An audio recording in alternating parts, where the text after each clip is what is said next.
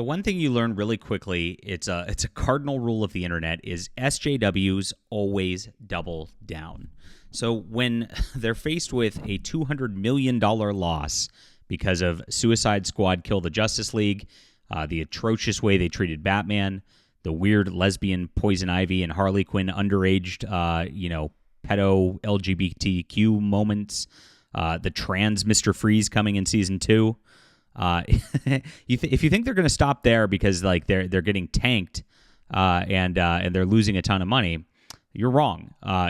This is how they always operate. The only way to make this stop is to purge all of these people from the entire industry, from the consultancy firms. Stop hiring them, to stop putting these little pink-haired weirdos in positions of authority in these companies. And until that goes away, it's going to be a big problem. Now Warner Brothers at least has Zaslav, who is not afraid to fire people, but it's going to take some time to get this going. And in the meantime, we're just going to have L after L from the video game industry, which we're seeing here. So here's today's news. Warner Brothers Game launches new women and non-binary leadership program in order to upend the gaming industry's male-dominated characterization. Now, this has been something that's been going on since back in 2014. If you're new, back then there was something called Gamergate, and these women out there went out and said they were harassed by gamers, and made a huge grift out of things. We saw Zoe Quinn produce a fake video game called Depression Quest, got fake reviews from it by sleeping her way around. We saw Anita Sarkeesian pretending she was some victim out there, and she ended up really embedding herself in the industry like none other. We saw even people like Felicia Day write their memoirs about how, the Gamergate people harassed them, got paid big money by these big publishing groups in order to put these books out, to embed herself as this kind of geek girl journalist type person. And that's what all came out of it. And so now we are a decade into these people having huge influence. And what happens in these small industries is when these people get influence, they bring in their friends, they bring in their cronies, and it just becomes a big nepotism game.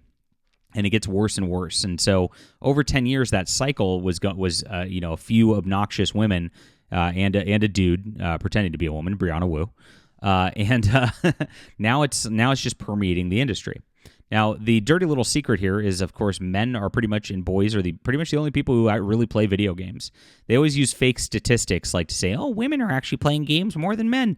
But when you look into it, they're talking about mobile gaming, like Candy Crush Saga and things like that on your phone while you're sitting there when they do these surveys.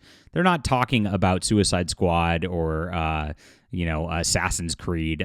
Those Stellar Blade. It's like a 95% male centric deal, and they don't like that. Men are not allowed to have anything. Women get their own things, Barbie, whatever. But the men's things have to be women's spaces also. That's how it is these days. It's really weird. They just can't allow men to flourish, and it's by design. Let's be honest. It's part of the societal collapse plan by Globo Homo, and I call it like it is here. I don't mince words. I don't do the if it was diversity done well, it's fine, but it's just the bad writing. That's not this channel. So go subscribe to one of the grifters out there. I tell it like it is, and I hope you'll hang out if you like that. And hi, my name's John Delarose. Like I said, I don't mince words. I'm here to take these evil companies down. I'm part of this new crop of I hate using the word activist, but I am an activist trying to save gaming, save comics, save culture from these woke weirdos out there. So please hit the like and subscribe button. Join us. We've got a great community. Got a Discord. I've got channel memberships and Subscribe Star if you want to help support my journalism. I really appreciate you guys for being there. All right. Opening spiel over. So the announcement that's sure to help the studio rehabilitate its reputation following its recent Suicide Squad Kill the Justice League debacles. Warner Brothers has launched a women and non-binary leadership program with the intended goal of rehabilitating the male-dominated image of the video game industry. Got to get rid of that male gaze, my friends. Revealed in a public courtesy of built-in contributor Bridget Hogan on May 22nd, following the conclusion of its inaugural 6-month run, the leadership program reportedly engages 25 women and non-binary leaders, which is, by the way, 25 women, and so a percentage of those are actually just men wearing dresses. So as much as they're trying to stop the men, they can't even stop the men from being women. It's really funny. From across Warner Brothers Games, 11 global studios and global publishing central teams with the goal of cultivating career development opportunities for underrepresented individuals within the gaming sector, elevating diverse voices to leadership roles, and shaping a more inclusive future of the industry. This is the big lie, too. They always love to use the word inclusivity or diversity. And what they mean by it is the opposite. It is exclusivity. It is making everything a monoculture. There's not diversity at all. Stone Toss has a great video out about Pride Month today, which I want to actually kind of show you real quick in this whole deal. It doesn't really need too much sound here, but as we get into this, let's look at this video that he's got. And you can see the pride colors right here it looks like a rainbow. You mash them all together into one thing, and goes quick like this. Oh yeah. Oh, what's that color? That doesn't look pretty at all. Yep, okay. Poop. Yeah. And that's it. There's no diversity. When everything gets mashed together into one thing, you get one lump of garbage. What makes culture and people interesting is their uniqueness, and they're about removing uniqueness. They're about removing diversity, as much as they claim they're trying to push diversity. It's a complete lie. These are evil people. You got to remember, and so that's what they're doing here with trying to remove boys' fun from video games. Is what it comes down to, and they're trying to make everything crappy. We saw it with Silent Hill yesterday with the like weird fat lady. There's another thing with Maria from Silent Hill that also came out.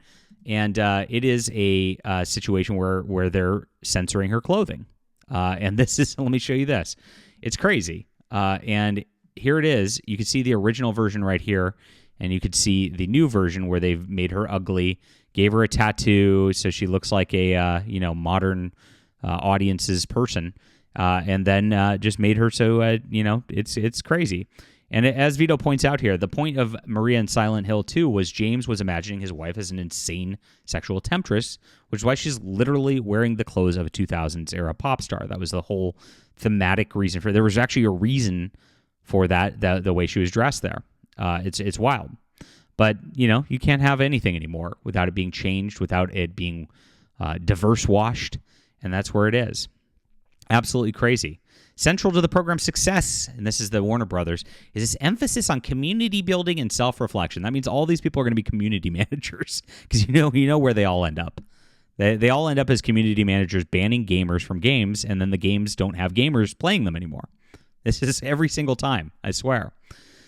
Through a blend of structured workshops and candid conversations, participants found a safe space. Oh, wow. They're still using that word in 2024. That's crazy. That's crazy, to share experiences and support one another. Beyond professional growth, the program sparked personal revelations. So this is therapy. So this is a company having mandated therapy sessions for their employees on company time, not actually even making video games at this point. This is insane. Like, why would you hire mentally ill people who need therapy sessions in your video game place to begin with? Is anybody asking that question? Don't you want people who are producing things that the gamers actually want? Isn't that your one freaking job as a video game company? Oh, these people are insufferable every single time. Leading participants to prioritize self-care. Yeah, not prioritize video games. And embrace opportunities for continuous learning. Yeah, it's insufferable.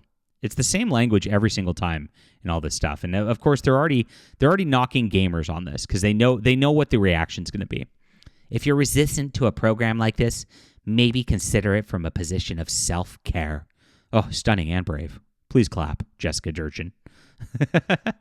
Because of the people I met and how the program was organized, I found I was feeling better every day. Yeah, but was she making good video games?